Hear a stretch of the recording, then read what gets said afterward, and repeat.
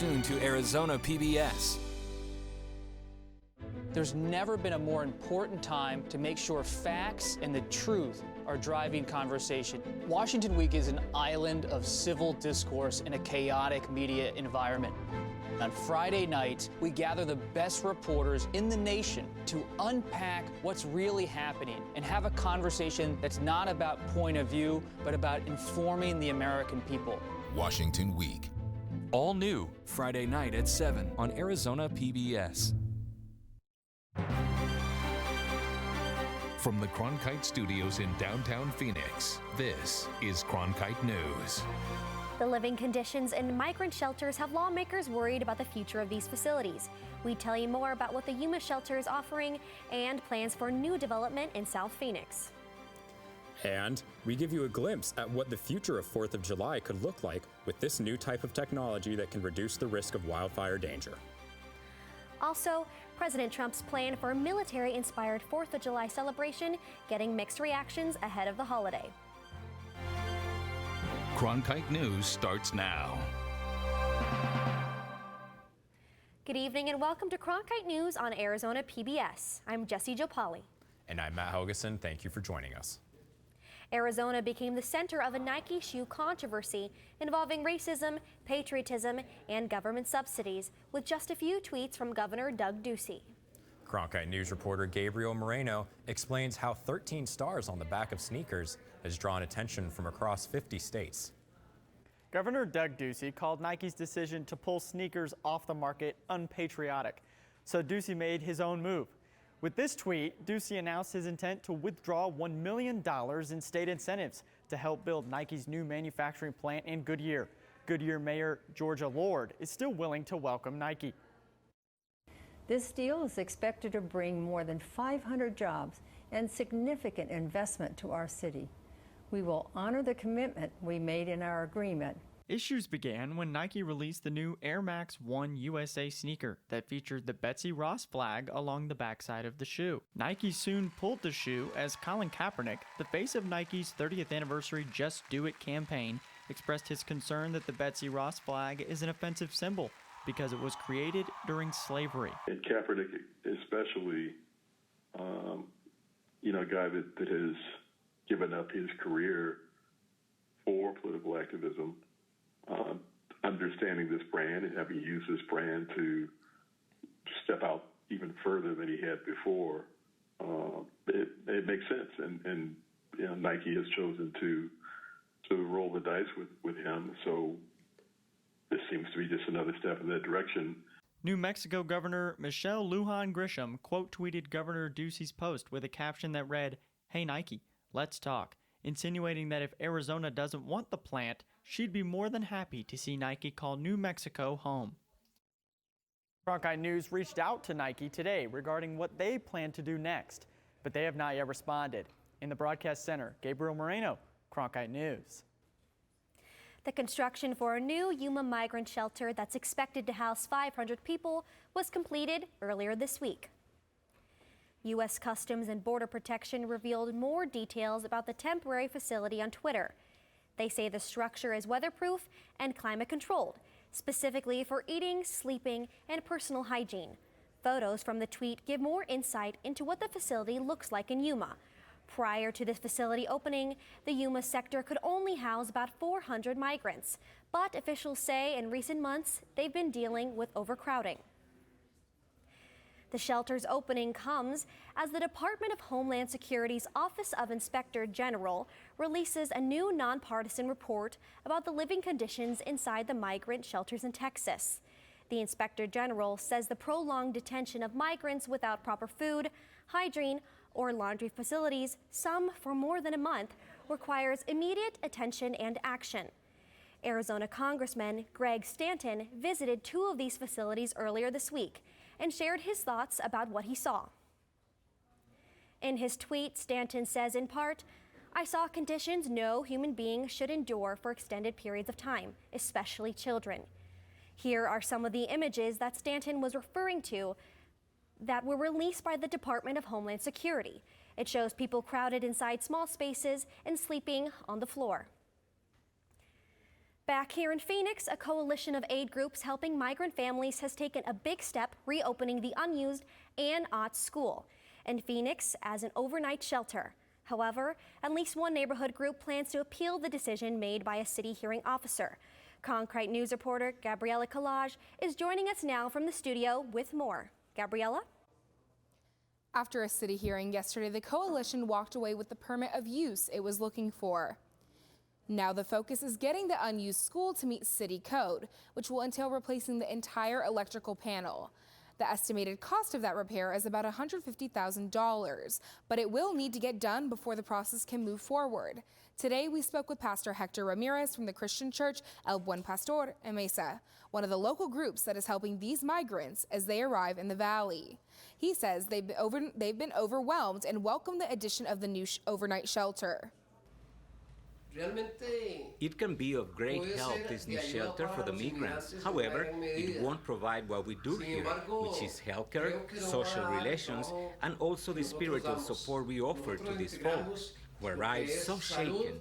We interact with them as a family. We are with them 24 hours a day until they move on. But not everyone supports the decision of creating overnight shelter at the school. Members of the Nuestro Barrio Unidos Neighborhood Association say they plan to appeal the decision made at the hearing. In the studio, Gabriella Collage, Cronkite News. Tanks rolled into Washington this morning, but it was for a celebration, not an invasion. The tanks are just part of the military display President Donald Trump has ordered up for the 4th of July festivities on the National Mall, festivities that has some Trump critics seeing red. Julian Parra. Tomorrow is the 4th of July, and people will see plenty of red, white. But this year, they'll see an additional color, military green. And people this Independence Day have mixed feelings about this change. I'm appalled at what Trump is doing to the 4th of July celebration here. It's not a military exercise. But President Trump has promised a 4th of July celebration like no other. In addition to the entertainment and fireworks near the Capitol, Trump's Salute to America will offer fireworks and entertainment at the Lincoln Memorial, as well as a speech by the president, flyovers, and military displays. That's just fine with Juan Martinez, a veteran. And I'm very, very proud. Me and my wife, we drove up here from Miami for this specific event, and I'm just proud to be an American. And I used to work on these vehicles when I was in 20-something years ago. Juan's wife, Elena, says the president's event should be seen as a sign of support for veterans and a celebration of independence. He wanted to show support for our military and for our 4th of July, which is really a celebration of our independence. So I figured this is the best way to show support, and that's why we're here. But critics fear it will be more a celebration of Trump than of the holiday. They have complained about the cost and the use of military equipment. Many, like those from Code Pink, who were here today and disturbed by the militarization of the celebration. No tanks, tanks for no tanks. Out of D.C., tanks out of D.C. The protesters set up on the steps of the Lincoln Memorial until being told to leave due to maintenance being done on National Mall. It's a celebration of the birth of the country, and this isn't right. He's making it all about him. He wanted a military parade, and he bought himself one. In addition to the vehicle behind me, the celebration will also include a number of fighter jets and specialty planes for the 4th of July. In Washington, Julian Parras, Cronkite News. The administration has been tight-lipped about costs for the event and who's paying. The Washington Post reported today that at least $2.5 million will come from a National Park Service fund for park repairs. Arizona Congressman Raul Grijalva joined with other Democrats to demand details on the event's funding and a list of park repair projects that might be affected. The Phoenix Police Department rolling out more body cameras today, equipping officers in the Cactus Park precinct with the devices. It's part of a plan to make sure all patrol officers and sergeants have body cameras by mid-August. Recently, the push for body cameras has become more urgent in the wake of the viral video, showing officers confronting a family after their 4-year-old daughter allegedly stole a doll from a store. At least 3 more precincts still need to receive the devices. Valley cities are ranking #1 in the nation when it comes to job creation over the past year. According to the U.S. Bureau of Labor Statistics, the Phoenix Mesa Scottsdale area saw an increase of more than 66,000 non-farm jobs, while the state of Arizona as a whole saw 75,000 new jobs. The industries seeing the most growth are education and health services, professional and business services, and construction. Coming up, we tell you more about drowning safety and how you can protect your families this 4th of July. The safety tips a local organization is sharing with people of all ages before they get in the water. Also, an alternative to traditional 4th of July fireworks. We give you a closer look at the technology replacing a longtime tradition on Independence Day.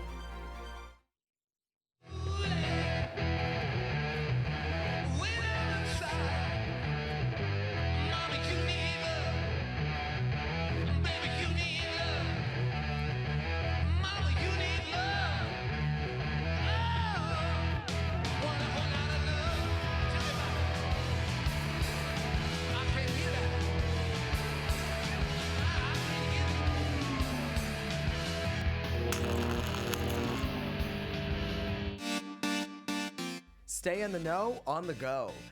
At Cronkite News, we work hard to report the facts and keep you updated, whether we're on set or on the scene. Taking it from the studio to the field. So I'm here in South Phoenix. In Phoenix, we're just a click away. Follow us on Facebook and Twitter, or find us online at cronkitenews.azpbs.org. Millions of people die every year from drinking dirty water. I would never have felt I had the ability to do something without ASU pushing me. We built filtration systems out of local materials with the people. To see those kids drink clean water for the first time, it's the most rewarding feeling that you can ever have. I went to ASU because I wanted to change the world. The thing I never would have expected is how the world would have changed me. Some Arizona residents will be celebrating this 4th of July in a less traditional way. The town of Carefree is relying on a swarm of drones with LED lights for the 2nd year in a row. Fireworks safety has been an issue, especially in Arizona with the wildfire risks. This new innovative way for fireworks displays is not only better for the environment, but also good for noise control. Les Patterson, the mayor of Carefree, spoke about the benefits of switching to this alternative show. The overwhelming reason is fire. With the dry desert, the fire department always talking to us about that and just the risk of that. Second reason, fireworks scares a lot of animals. Another one is veterans. We've had veterans groups call us and say, for someone with PTSD who's been in a battlefield situation, the fireworks brings back all kinds of memories. Ryan Sigmund, the co-founder of Firefly Drone Shows, never thought they would be as popular as they are today. He added that it's just a new form of media and a new form of nighttime entertainment. The event will be held at Savannah Spa and Resort Saturday night at 5 o'clock. If you want to watch fireworks, you might want to check if your city is having a show. 7 communities in our state have canceled their fireworks due to the high wildfire risk. Heber Overgaard is the latest to join the growing list, announcing their decision Tuesday morning.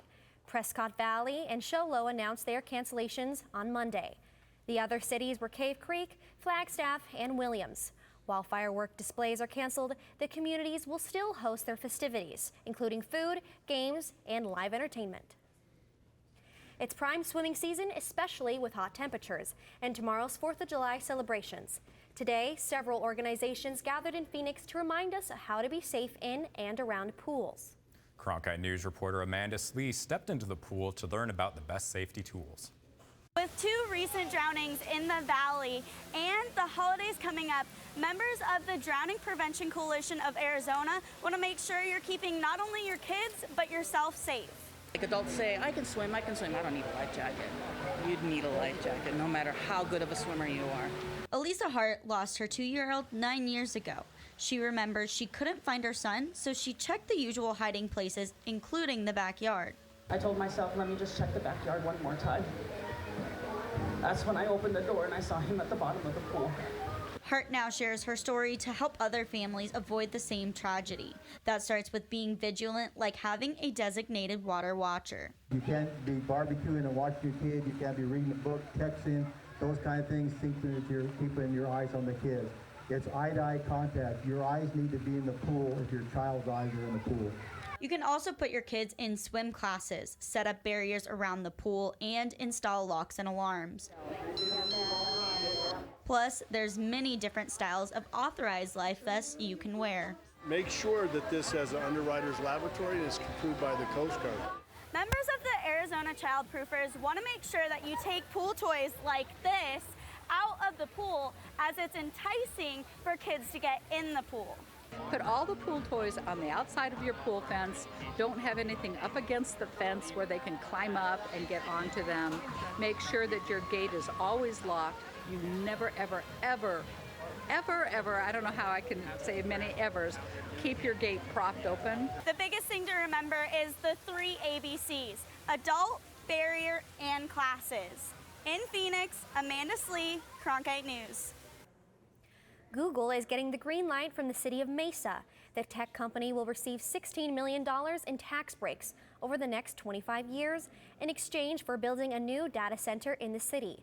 The facility is going to cost $1 billion and it will be located on 187 acres of farmland just north of Phoenix Mesa Gateway Airport. Construction is scheduled to begin within the next 5 years. Early predictions show it could contribute $61 million in tax revenue to the city of Mesa. Coming up, with temperatures reaching over 100 degrees, auto safety is a top priority. The extreme heat can put on your vehicle at risk for tire blowouts. We'll explain why they happen, along with some helpful tips on how to prevent them.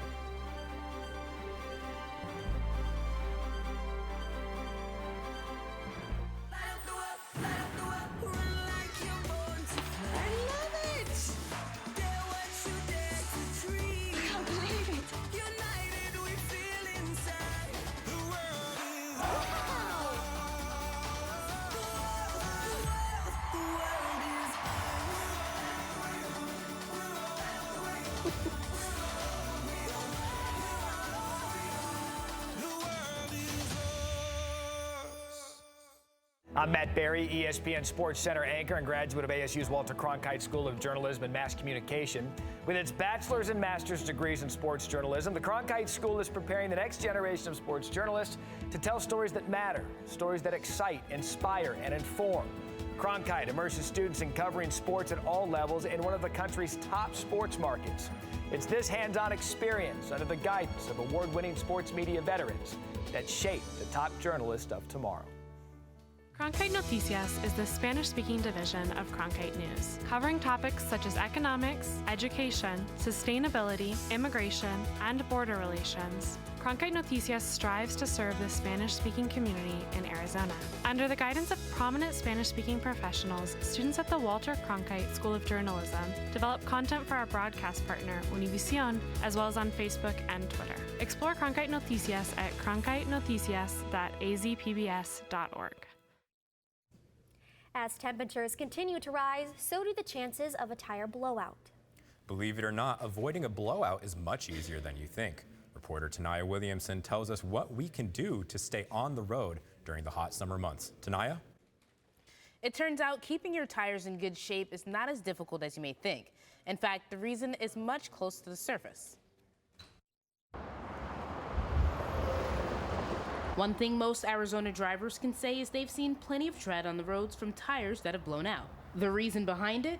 Air pressure really dictates whether a tire will last, whether a tire will fail quickly or not. Darren Young is Vice President of Sales and Marketing at Wheel Specialists Incorporated and says keeping the right amount of pressure keeps your tires intact. Low air pressure causes heat, and the heat is what causes a tire to fail.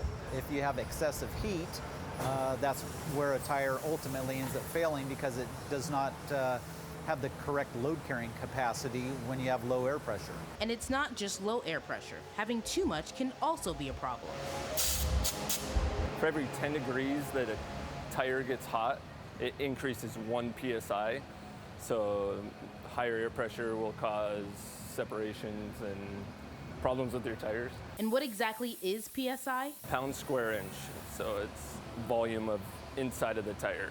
The proper PSI for tires are most commonly found on the inside panel of the driver's door in a car. It can be checked by using a gauge. Having the right PSI can keep you from having to replace your tires. But should you have a tire blowout, it could end up in the hands of ADOT. The heat can lead to blowouts, so our maintenance crews are out looking for tire treads alongside the roads. Our contracted maintenance crews too are out there, and a lot of them wind up here at the maintenance yard, as you've seen. Elliott says that seeing tire tread on the road is common this time of year, and he asked drivers to use precaution to avoid accidents. If you see a tire tread in one of the travel lanes of a freeway, that's an emergency, and we ask you to call 911 if you think it is a hazard to cars. In addition to calling 911 for tires obstructing a lane, ADOT also asked drivers to check their tires regularly and to pay close attention to how much air pressure is inside. One suggestion is to check every time you fill up your car. In the broadcast center, Tanai Williamson, Cronkite News. On one of the busiest travel days of the year, drivers experienced delays on Interstate 17 near Anthem. Arizona's Department of Transportation tweeting that a new brush fire ignited in the area. At one point, I-17 was shut down in both directions. Crews have not said what started the fire. The heat is definitely an issue when it comes to auto safety. Now let's see if the heat will affect our holiday weekend. Here's Nikisha Johnson with the forecast. Yes, this weekend will be a warm one. More on that in just a moment. First, we're going to take a look at our state's current temperatures across the valley. Here in Phoenix, we are at 107, Yuma 102, Tucson 101, and Lake Havasu City 100, while Flagstaff is experiencing 77. However, we will see those temperatures slowly start to drop into the night. At 6 p.m., we will still be at 103, and then at 7 p.m., we'll get into 102. We won't see those 90s until about 8 p.m. tonight, but we'll see it start to drop slowly, and we'll hit 94 at 10 p.m. Looking at tomorrow for our 4th of July holiday, for the highs, we are going to be experiencing 106 in Phoenix, Tempe, and Chandler, 105 in Queen Creek, Mesa, and Paradise Valley, while Cave Creek will be at 99. More in depth with tomorrow's temperatures. If you're going to be outside, whether that's at the pool, the lake, or just barbecuing, I recommend doing it earlier in the morning or late in the evening because it will be hot. At 8 a.m., we will already be at 85 degrees. 10 a.m., we'll hit 92. Noon, we'll be at 97. And by 2 p.m., we're going to get into those triple digits. And we will see that going on into the afternoon. And that's not even our high for tomorrow. Our high for tomorrow is 106. Same with Friday. And then Saturday, we're going to go up to 107. And then Sunday and Monday, we're going to see some clouds coming in with clear skies Tuesday and Wednesday. Our highs will still range from about 106 to 107. We'll go down on Monday to 105 and then up to 109 next Wednesday. Our lows will be those low 80s and high 70s throughout the week. I hope you guys have a fun and safe 4th of July holiday tomorrow. Live from the Weather Center, I'm Nikisha Johnson with Cronkite News. A bald eagle has been released into the wild 4 months after undergoing surgery for a shattered leg bone. The Arizona Game and Fish Department says the 3-year-old eagle was released recently at Horseshoe Reservoir, northeast of Phoenix. According to the department, the bird was found in February on the ground at a dairy in Queen Creek after shattering its femur. The surgery performed on the eagle gave it another shot at survival. The hope is the eagle will become old enough to breed and help bolster Arizona's eagles population. Coming up, the Gold Cup battle between Mexico and Haiti. Neither team was at home, but it sure felt like that for one side. Thousands of fans showing up to celebrate their heritage and support Mexico's national team. As journalists at Cronkite News, we report on stories that matter to you by focusing on the local impact. We dig deeper and work tirelessly to keep you informed. Live in Wickenburg. Live in Los Angeles. In Cleveland, in Washington, in Louisville. From Jerusalem. Live in Philadelphia. From around the world to right here in Phoenix. At Cronkite News, we report the facts and stick to the truth.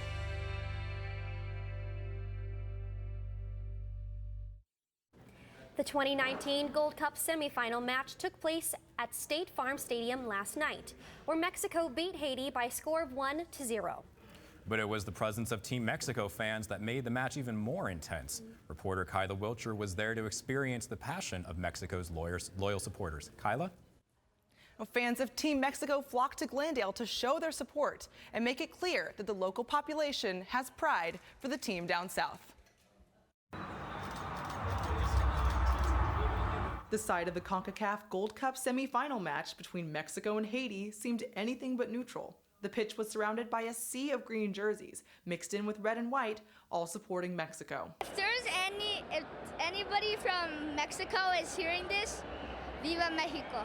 Mexico has won the Gold Cup a tournament record 7 times, and fans carried that energy into the game. Some supporters said the packed crowd shows Mexico's local impact. Our team feels our presence, even though, Mexico, United States, but at the end of the day, it's diversity, and it's what matters. Y eso te lo hace la gente de México. That's something that the Mexican fans do. They are constantly supporting and screaming. And for us, it's been a wonderful surprise, and I think that's something that doesn't happen all over the world. It happens here in the United States with the Mexican people and in Mexico, of course. El mundo pasa acá en Estados Unidos con toda la gente de México y en México mismo, por supuesto. According to a 2014 Pew Research study, Phoenix has a Hispanic population of 2 million, 90% of which is of Mexican origin.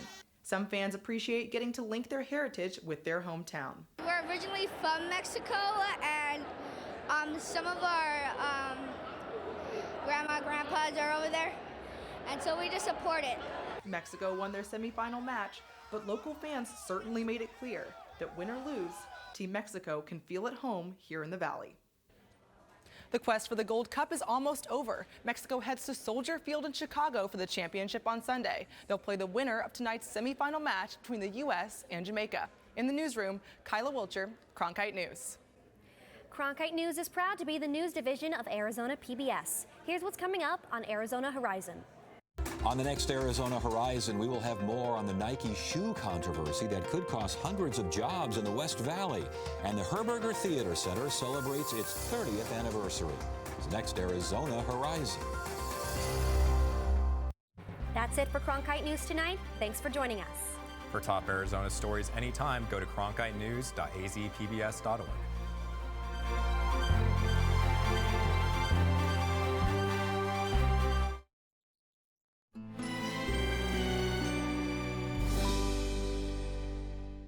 Unbelievably powerful, incredibly mysterious black holes. Engines of destruction. You really want to avoid them at all costs. Now, Nova departs on an epic journey. Why do they exist? They might be the key players in the universe. And would